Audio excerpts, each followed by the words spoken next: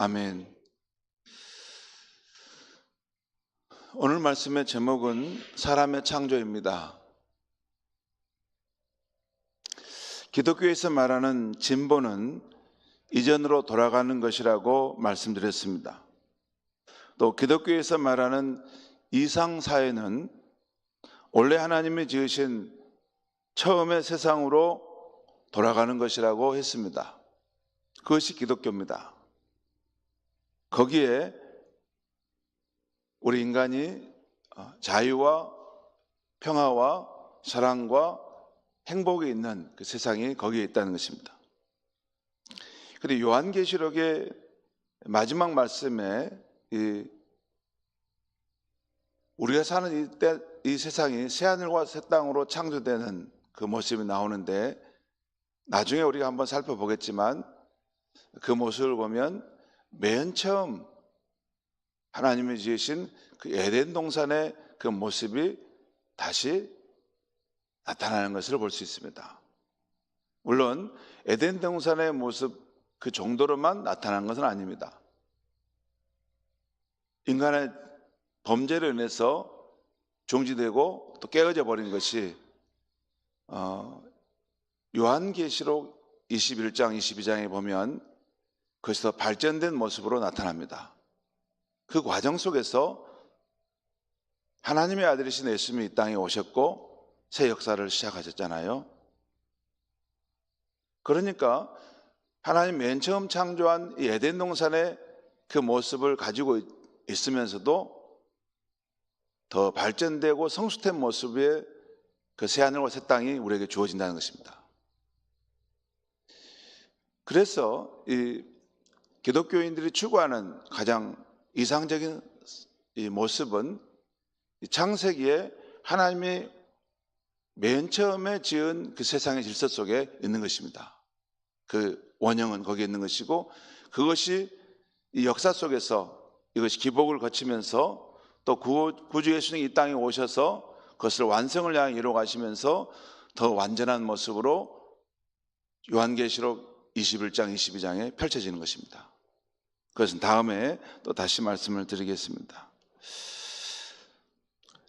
그러니까 기독교에서 말하는 진보는 이전으로 돌아가는 것인데, 바로 만물과 인간을 지으신 창조주 하나님을 인정하고 인간이 하나님의 청지기로서 위로는 하나님을 경외하고 수평적으로는 이웃을 내 몸처럼 사랑하며 또 만물을 선한 청지기로 다스리는 세상을 이루는 것입니다. 그렇게만 되면 우리 인간이 꿈꾸는 어떤 세상보다도 더 아름답고 복된 세상이 이 땅에 이루어지는 것입니다.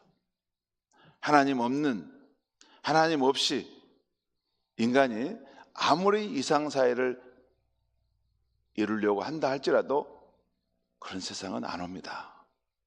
왜냐하면 인간은 그 본성 자체가 굴절되어 있습니다. 인간은 피조물로서 스스로 자신을 바로 세울 수 있는 그런 존재가 아닙니다. 어느 한계까지는 스스로 자기를 세울 수 있지만 그 이상은 세울 수 없습니다. 우리 스스로 잘 세워서 구원할 수 있었다면 구주 예수님이 이 땅에 오실 필요가 없었습니다. 우리 스스로는 절대로 구원받을 수 없고 우리 스스로는 절대로 온전한 존재가 될 수 없기에 예수님이 이 땅에 오셨고 또한 성령님을 우리 가운데 보내주신 것입니다. 성령이 우리 가운데 오셔서 하시는 가장 중요한 일은 인간의 연약함을 도우시는 거죠. 인간의 연약함을 도우시는 겁니다.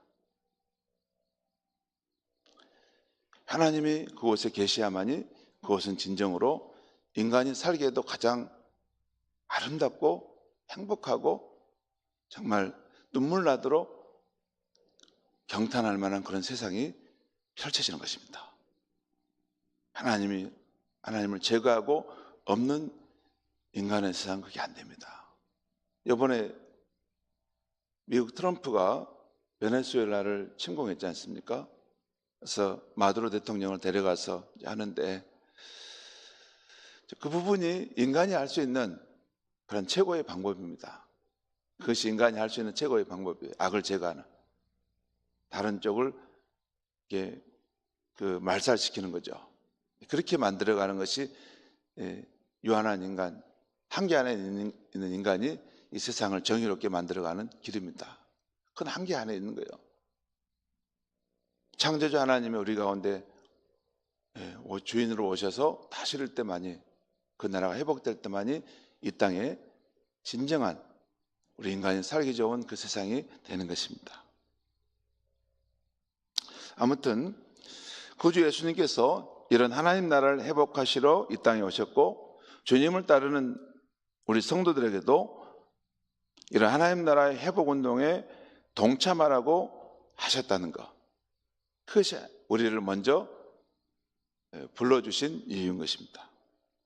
그래서 어제 첫날 하나님이 지으셨던 맨 처음의 세상을 살펴보았는데요, 그 세상은 혼돈한 곳에 질서를 세우고 공허한 곳을 빛과 생명으로 채우는 것임을 보았습니다.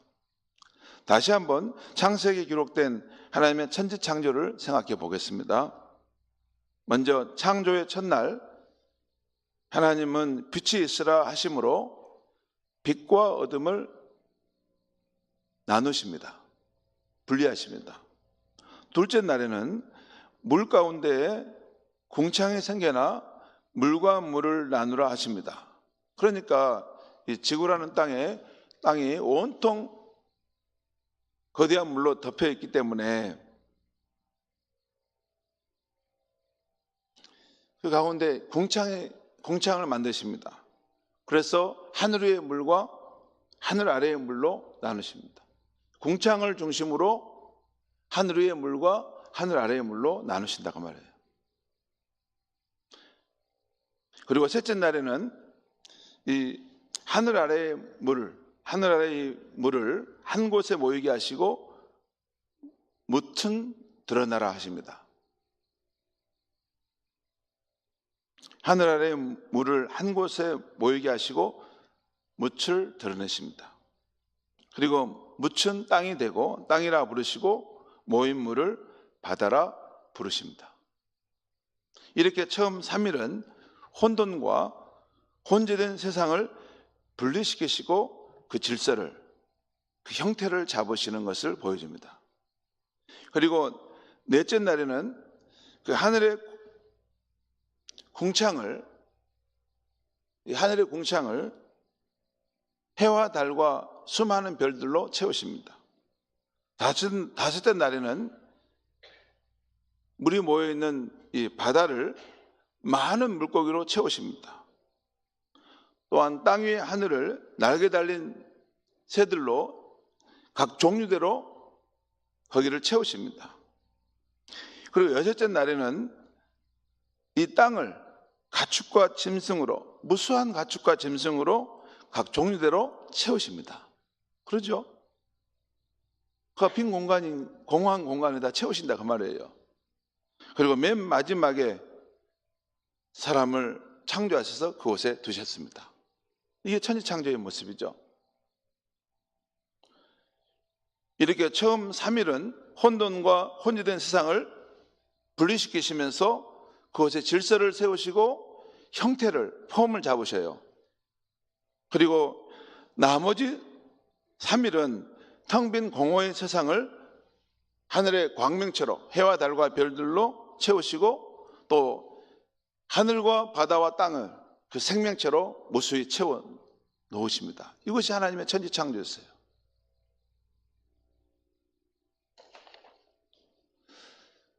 하나님의 지으신 맨 처음의 세상은 이렇게 아름다운 질서가 있었고 생명으로 충만한 세상이었습니다. 질서가 있어요. 여러분, 하나님의 나라, 하나님이 지으신 세상은 아름다운 질서가 있고 생명으로 충만히 채워져 있습니다. 반대로 죄악의 세상은 무질서와 혼돈의 상황으로 빠져들어갑니다. 그렇죠? 그리고 생명이 고갈돼 가는 모습을 보여주는 거죠. 그게 하나님 없는, 하나님을 떠난 세상의 모습이죠. 하나님이 지으신 맨 처음의 세상은 아름다운 일서와 생명으로 충만한 그런 세상이었습니다. 참고로 창세기에 기록된 날들을 어떻게 볼 것인가, 여기 보면 첫째 날, 둘째 날, 셋째 날 이런 날들이 나오잖아요. 이 날들을 어떻게 볼 것이냐는 크게 세 가지 입장이 있습니다. 첫째는 우리들의 하루인, 우리 인간의 하루인 24시간으로 볼 거냐 하는 것이에요. 또 두 번째는 지질학이나 생물학에서 말하는 고생대, 중생대, 신생대와 같은 것으로 볼 것이냐. 왜냐하면 이걸 어떻게 하루 만에 이것이 하늘에 있는 그러한 수많은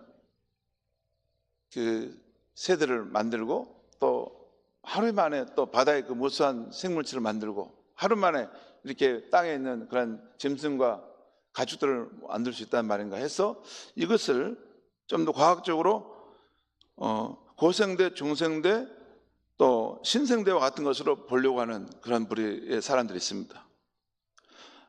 그리고 세 번째는 이 날들을, 창세기에 나온 날들을 하나님의 기준으로 보면서 하나님의 기준에 따른 시간으로 본다는 것입니다.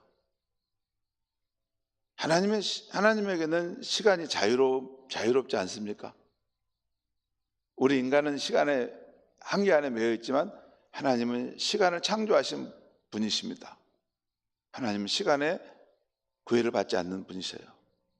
그래서 하나님의 기준에 따른 시간으로 보는 것이 어떠냐는 것입니다. 그런데 이 가운데 가장 수용적인 입장은 아마 세 번째 입장이라고 하는 것입니다. 세 번째 입장. 오늘 우리가 하나님의 천지 창조에서 주목하는 것은 사람의 창조입니다. 하나님은 우주 만물과 지구를 만드셔서 사람이 살 수 있는 환경을 모두 조성하신 후에 마지막 그 절정에 창조에 꽂힌 사람을 지으신 것입니다. 아무리 최고로 아름다운 우주와 지구를 만들었다 하더라도 그곳에 사람이 없다면 무슨 의미가 있겠습니까? 아무리 좋은 저택이 있더라도 그곳에 사는 사람이 있어야 생기가 감도는 것이죠. 그러므로 이 우주의 중심인 지구에 살고 있는 여러분과 저는 창조의 꽃입니다. 하나님의 궁극적인 관심의 대상은 사람입니다. 한번 따라해 보겠습니다. 나는 창조의 꽃이다. 나는 하나님의 최고의 기쁨이다. 예, 여러분 우리 이 말씀할 때 아니 나는 이렇게 쭈글쭈글 내 얼굴이 늙어가는데 하나님 나를 보시고 그렇게 기뻐하실까? 하나님이 보시는 것은 우리 안과 밖을 동시에 보십니다. 우리 안에는 하나님의 형상으로 지음받은 다른 여타의 어떤 생물도 가지고 있지 않는 하나님의 형상으로 지음받는 가장 고귀한 그 생명이 우리에게 있기 때문에 우리를 보실 때 여러분 이 자연 만물 가운데 다른 건 다 있어도 사람이 없다면 심심하게 보는데 거기 한 사람이 그 자연 만물 가운데 길을 가면서 하나님이 지으신 이 창조물들을 보면서 와, 이 꽃이 어쩜 이렇게 아름답냐? 와, 이렇게 단풍이 왜 이렇게 아름답냐? 와 하면서 이 새들이 어떻게 저렇게 철마다 와서 이렇게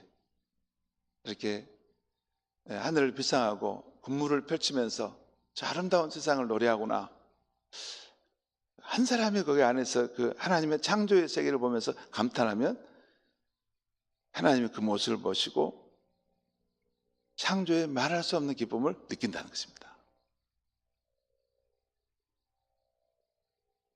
그러면 하나님께서 사람을 창조하신 이유는 무엇일까요?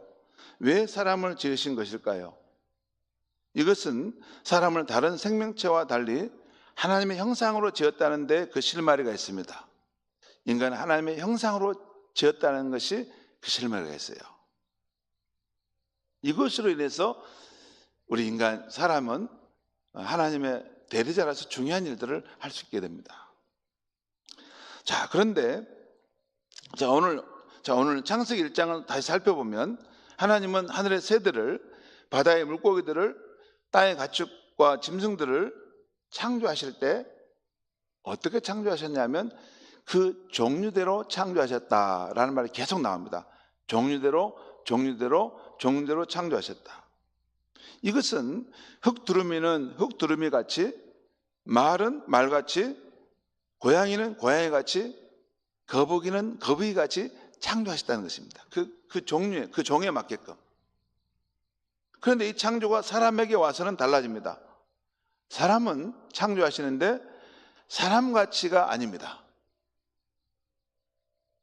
사람은 하나님의 형상을 따라 지으셨다는 것입니다. 오늘 27절 말씀을 같이 한번 읽겠습니다. 시작. 하나님이 자기 형상 곧 하나님의 형상대로 사람을 창조하시되 남자와 여자를 창조하시고, 하나님의 사람을 하나님의 형상대로 창조하셨다는 거예요. 그리고 남자도 하나님의 형상으로, 여자도 하나님의 형상으로 창조하셨다는 거예요. 그 사람은 하나님의 형상대로 남자든 여자든 창조했다는 것입니다. 이 말씀의 뜻은 사람은 하나님의 형상을 닮아가도록 창조하셨다는 것입니다. 여러분 그렇지 않겠습니까? 왜 하나님의 형상으로 지으셨겠어요? 사람은 즉선 이 땅에 있는 그 여타의 그런 생물을 향해서 가지 않고 눈을 들어서 우리를 지으신 하나님의 그 모습을 닮아가도록 우리를 지으셨다 그 말이에요. 점점 하나님께 나아오도록. 성도 여러분, 하나님께서 창조의 꽃으로 사람을 지으신 이유가 무엇일까요? 여러분과 저를 하나님의 형상대로 창조해 이 세상에 보낸 이유가 무엇일까요? 물론 하나님이 창조하신 이 우주와 만물 가운데 살면서 만끽하고 즐겁게 살도록 보내신 뜻도 있습니다. 여러분, 만끽한다는 말은 충분히 만족할 만큼 느끼고 즐기다라는 뜻이 있어요. 우리를 보내실 때 무슨 사명과 일만 하도록 이렇게 보낸 게 아니라는 거예요. 하나님이 지으신 놀라운 세상을 가운데 우리가 살아가면서 그것을 보고 창조주 하나님에 대해서 경탄하고 그 하나님이 지으신 것들을 감격적으로 느끼고 그를 즐거워하면서 살다가 가도록 우리를 부르셨다는 거예요. 저는 사람이 창조된 이유가 우리 눈앞에 펼쳐진 이 경이롭고 아름다운 세상을 보며 감탄하며 사는 것도 있고, 또 땀을 흘려 얻은 수확으로 좋은 사람들과 함께 맛있는 것을 먹는 것도 있고, 또 자신이 받은 재능과 기술로 창조적인 삶을 살아 이 세상을 이롭게 하는 것도 있다고 봅니다. 우리 교회에 장로님들이 참 재능이 많으시고 탁월한 부분들이 많으신데, 우리 이창 장로님은 보면 이 어떤 그 사물의 본질을 잘 보고 이게 어떤 뭘 고치고 이걸 새롭게 하는 것을 잘 하셨어요. 그래서 우리 교회 안에 뭔가 이렇게 망가지고 문제가 있는 것은 우리 이 장로님 한번 지나가면 다 정리가 됩니다. 장로님 바로 막 이렇게 하지는 않으시는데 가만히 연구를 하셔요. 골똘히 왜 저런 일이 일어날까 이게 연구를 하셔가지고 좀 시간이 지나면 그것을 완벽하게 만드세요. 놀랍다는 걸 느껴요. 하나님께 자신만이 받은 재능과 기술로 창조적인 삶을 살고 이 세상을 이롭게 한다는 것입니다. 또한 하나님이 주시는 그 힘과 재능을 가지고 열심히 일해서 수확을 얻고 그것으로 좋은 사람들과 함께 맛있는 것을 먹고 누리고 즐기는 것, 그것도 하나님께서 우리를 사람으로 보내신 목적입니다. 여러분 그렇지 않습니까? 그거 맞습니다. 실제 우리 다 그렇게 살고 있습니다. 그런데 이렇게 자신과 이웃과 관련된 것 말고, 자신과 이웃과 관계된 것 말고 창조주 하나님과 관련해서 사람을 지으신 이유는 무엇일까 하는 것입니다. 어제 향년 74세로 영화배우 안성기 씨가 별세하신 것이 뉴스에 떴습니다. 저도 그분의 영화를 본 것들이 있는데요. 안성기 씨를 보면 온전한 영화인으로 살려 했고 또 주변 사람들에게 따뜻한 사랑을 전하며 살려 했던 것 같습니다. 그분의 생전 인터뷰 영상을 보니 안성기 씨는 자신이 실제 살아온 삶도 있지만 또한 영화 속에 나온 그 등장인물로 살았던 삶도 자신에게 있다는 말을 하는 것이었어요. 아, 독특하구나. 자신이 실제 살아온 삶도 있고 영화 속에 나온 그 등장인물처럼 살았던 삶도 있다는 거예요. 아, 저 사람은 좀 독특하게 삶을 사는구나, 살았구나. 그분은 하나님께 받은 생명으로 어떤 삶을 살다 갔을까? 그런 생각도 해봤습니다. 그분이 크리스찬인지 아닌지는 제가 잘 확인을 못했어요. 아무튼 하나님께 받은 생명을 가지고 자기 딴에는 어떤 삶을 살았겠죠. 우리도 다 그러지 않습니까? 우리 딴에는 어떤 삶을 살아야 된다고 생각하고 자기 머리로 골똘히 생각하고 그런 삶을 살려고 하지 않습니까? 그분의 삶은 하나님만이 평가하실 것입니다. 오늘 아침에는 창세기 1장 말씀을 중심으로 하나님이 사람을 지으신 아주 중요한 이유 2가지를 말씀드리려고 합니다. 이것을 달리 표현하면 하나님께서 우리 인간에게 기대하는 삶이 있다는데 이것이 2가지라는 거예요. 사람을 지은 이유이면서 동시에 우리를 사람으로 이 땅에 보낼 때 우리에게 기대하시는 2가지 삶이 있다는 거예요. 첫 번째 이유는 사람이 하나님의 형상을 닮은 삶을 살도록 지으신 것입니다.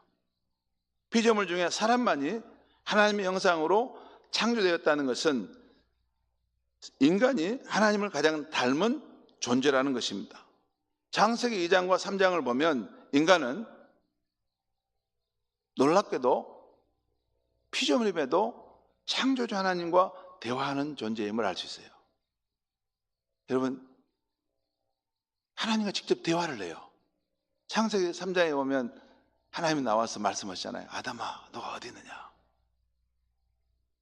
그리고 아담이 또 자기 이야기를 하지 않습니까? 그리고 하나님께서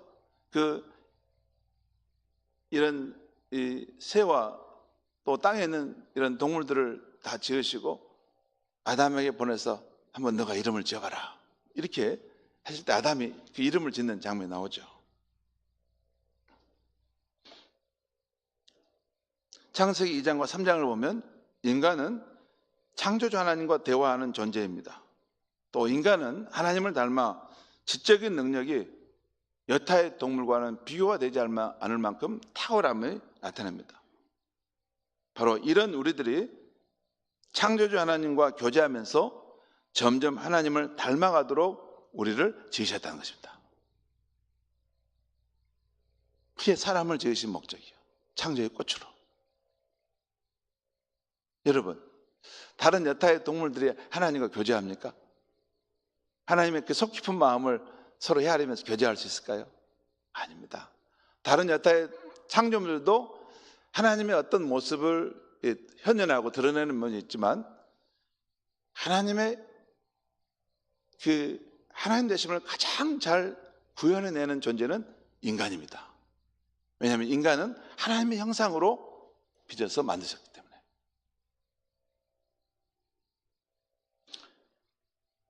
그런데 사탄의 유혹으로 인간이 타락하면서 우리 안에 하나님의 형상이 망가지게 된 것입니다. 예수님께서 이 땅에 오신 것은 우리가 구주 예수님을 우리 삶에 영접하여 또 성령을 받아들임으로 우리 내면에서부터 하나님의 형상이 다시 회복되도록 하기 위함인 것입니다. 오늘 우리 안수사님 찬양했죠? 우리 안에 하나님의 형상, 주님의 형상을 다시 이루기 위해서인 것입니다. 성자 하나님이신 예수님이 우리에게 오셔서 하신 가장 중요한 역할 중에 하나가 하나님의 형상의 참 모습을 우리에게 보여주신 것입니다. 하나님이 어떤 분이지? 우리를 지으신 하나님의 어떤 성품과 어떤 인격과 어떤 마음을 가진 분이지? 그리고 그분은 어떤 생각을 하시고 어떤 일을 하시는 분이지? 그것을 가장 실제적으로 보여주신 분이 예수님이십니다. 우리는 예수님의 삶을 보면서 하나님을 닮아가는 삶을 살 수 있게 된 것입니다. 로마서 8장 29절 3절은 하나님이 우리를 부르시고 예수님을 통해 구원하신 이유를 이렇게 말합니다. 로마서 8장 29절에 보면 하나님이 미리 아신 자들을 또한 그 아들의 형상을 본받게 하기 위하여 미리 정하셨으니 이것은 그로 그 아들 예수로 말미암아 많은 형제 중에서 맏아들이 되게 하려 하심이라. 이것이 굉장히 중요한 말씀입니다. 로마서 8장 29절 말씀. 하나님이 왜 우리를 부르시고 구원하셨는가? 그것은 왜 하나님이 우리를 미리 아시고 택해 주시고 구원하셨는가? 그것은 구원받은 우리들이 그 아들 예수 그리스도의 형상을 본받도록 하기 위해서라는 것입니다.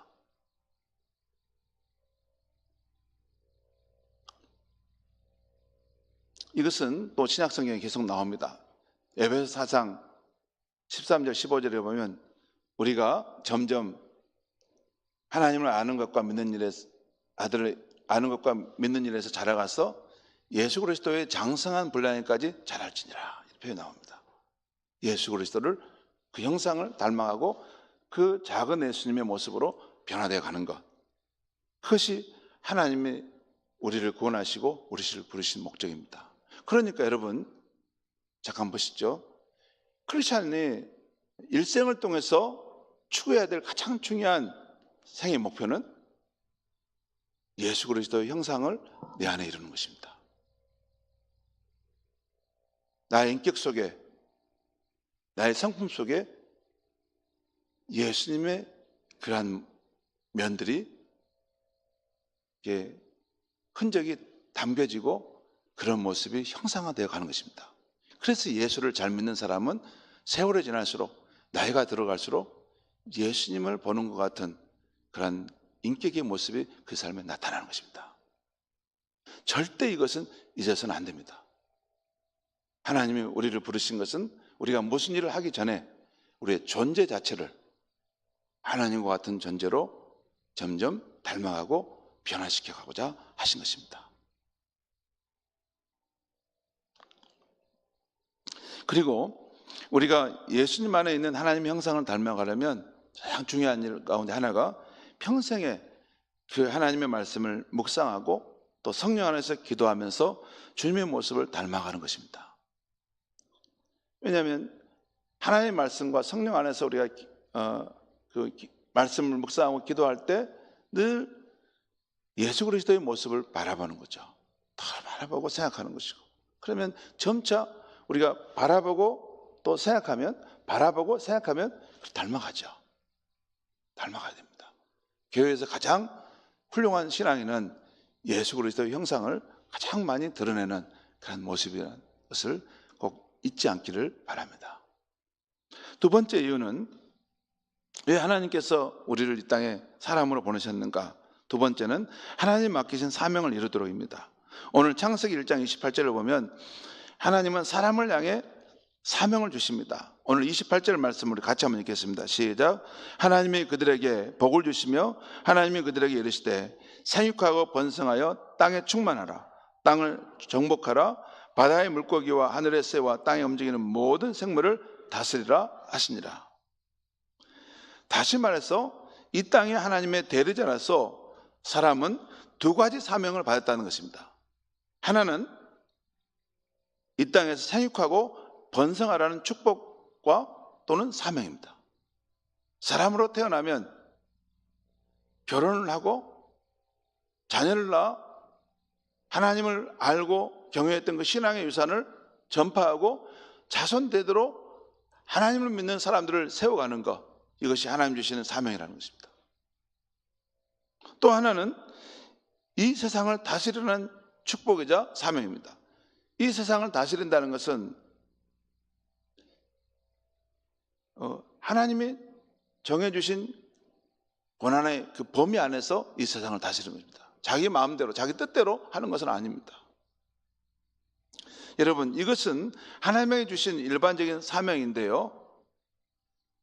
사도행전 11장을 보면 보다 구체적인 사명이 있는데, 하나님은 우리 각 사람이 살아가는 거주의 경계와 생의 연대를 정해 주셨다고 했습니다.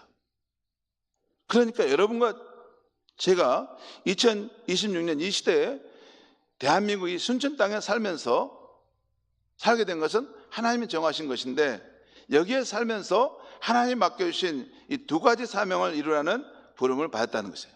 사명이라는 것은 구체적인 사명이 안 되면 여기에 아무 의미가 없습니다. 그러니까 2026년 대한민국이 순천 땅에 살면서 이 하나님이 주신 사명을 이루라는 것인데, 하나는 생육하고 번성하라는 거예요. 믿음의 가문을 계속 세워가라는 것입니다. 또 하나는 너에게 맡겨주신 그런 땅을, 그 지경을 하나님이 주신 그 권한을 가지고 다스리라는 것입니다. 요한복음 17장 4절을 보면 예수님께서는 아버지께서 자신에게 하라고 주신 일들을 다 이루어서 이 아버지를 이 세상에서 영화롭게 하였다고 고백하는 것이 나옵니다. 그러니까 예수님이 이 땅에 오셨는데 아버지께서 자신에게 맡기신 그 일들을 다 이루심으로 아버지께 영광이 되게 했다는 것이에요. 신약 성경에 보면 주인 앞에서 나중에 자신이 받은 것들을 이렇게 셈하게 되는 청지기의 이야기가 잘 나오죠. 그거 나오지 않습니까? 복음서에 보면 나중에 주인이 왔을 때 너에게 맡긴 것을 너는 어떻게 썼느냐, 그걸 셈하는 청지기의 비유들이 자주 나옵니다.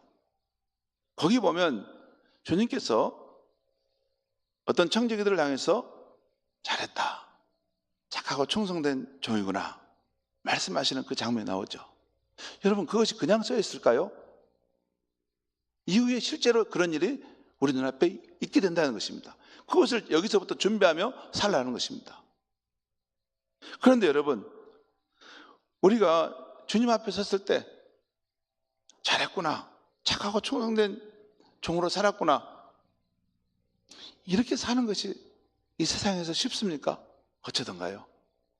저는 쉽지 않던데요. 우리는 생의 여정 속에서 수많은 우여곡절의 일을 만나지 않습니까?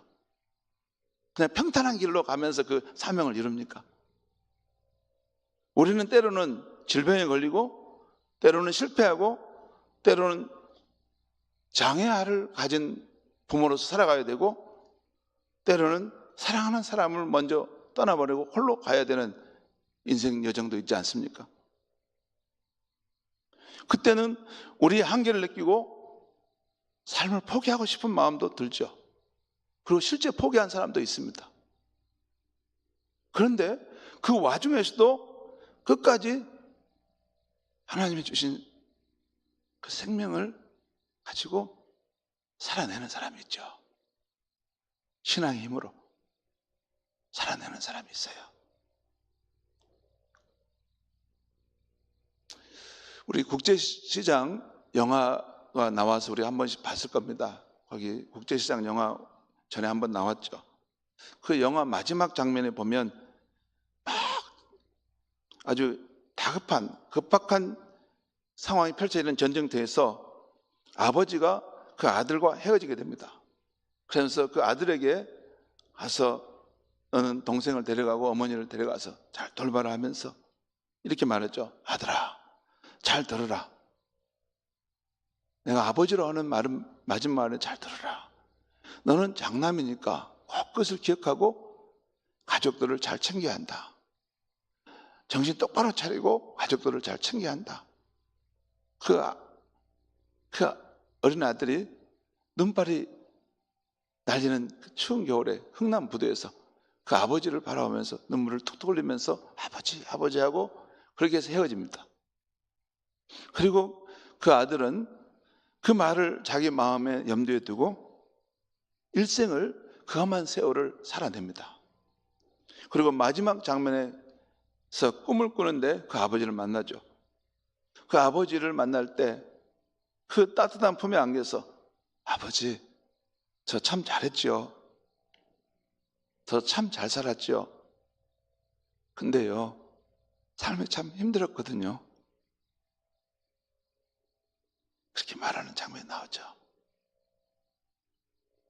그러자 그 아버지가 늙은 그 아들을 사랑으로 품어 안는 모습이 나옵니다. 성도 여러분, 하나님께 받은 그 생명을 가지고 하나님의 형상을 이루어내는 삶, 또 하나님이 맡기신 그 사명을 우리 가정과 우리 공동체에서, 세상 속에서 이뤄가는 삶은 때로는 결코 쉽지 않습니다. 하지만 그 상황들을 이겨낸다면 마지막 주님 앞에 우리가 섰을 때 잘했다, 참 잘했다, 너가 많이 힘들었을 텐데 잘했다. 여러분, 저와 여러분에게 그렇게 칭찬의 말을 해주고 인정의 말을 해줄 분은 이 우주와 만물을 만드신 창조주 하나님입니다. 그 장엄하시고 위대하신 하나님 앞에 우리가 1대1로 섰을 때 한가 피조물인 나에게 잘했다, 참 잘했다, 너는 참 잘했다 말씀에서 우리를 받아주신 것, 그것이 우리에게 영광에 압도하는 영광의 무게인 것입니다. 기도하겠습니다. 하나님 아버지, 오늘 이 아침에 하나님 말씀을 전했습니다. 부족한 사람이 하나님의 천지창조의 그 놀라웠고 경이로운 세계를 전했습니다. 또 하나님이 사람을 지으신 이유와 목적이 무엇인지를 전했습니다. 우리가 부족하지만 하나님의 형상을 향해서 날마다 더 나아가도록, 또한 하나님이 맡기신 사명을 이 험한 세상 속에서 끝까지 믿음으로 감당해내도록, 그래서 하나님께 영광이 되도록 우리를 부르셨다는 말씀을 전했습니다. 하나님 아버지, 우리의 생의 마지막 날 주님 앞에 섰을 때 우리 모든 성도님들 잘했다, 너는 착하고 충성된 종이구나, 칭찬받을 수 있는 우리 모든 성도님들 되게 하여 주시옵소서. 예수님의 이름으로 기도합니다. 아멘.